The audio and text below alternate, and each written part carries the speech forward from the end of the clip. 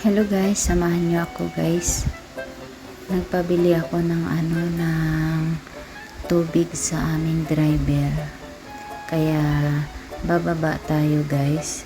Kuhanin natin sa baba ang ating pinapabili na tapos sinamahan ko na rin ng sabi ko, bilhan mo na rin po ako ng ng saging. Kaya ayun, kuhanin natin, bababa tayo guys. Ay nakakahiyaman pero kailangan mawala ang hiya natin, basta importante makakapagpabili tayo. Naubusan kasi ako ng tubig. So ang panahon ngayon dito ay umuulan na ng buhangin. Ayan ang tubig ko. Thank you Ahmad. Ha? Barid? Ha? Okay, it's okay. Thank you.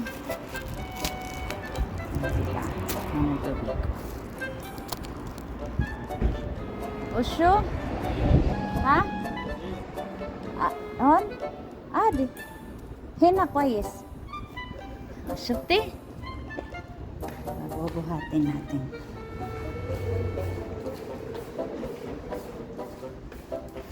Gusto ni driver na siya mag-akyat, pero sabi ko wag na kasi may CCTV dito, baka makita siya. Bawal dito ang umakyat ng lalaki.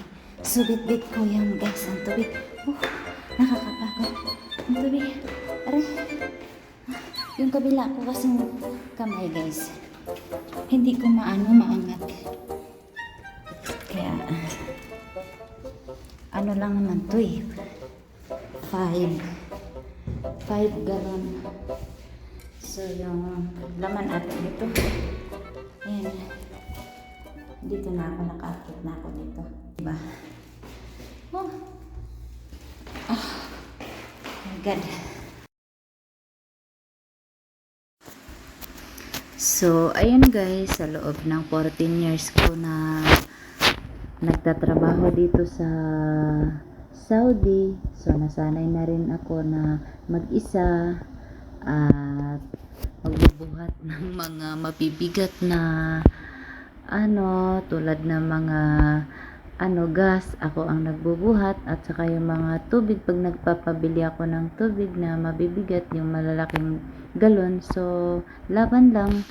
Kaya ngayon kasi nag-alala yung iba dito, kung kaya ko ba daw. Sabi ko kaya ko pa, kakayanin ko pa ng ilang buwan. Maraming salamat sa inyo guys, sa lahat ng mga suporta nyo. Goodbye, bye, and God bless po sa lahat. Maraming salamat.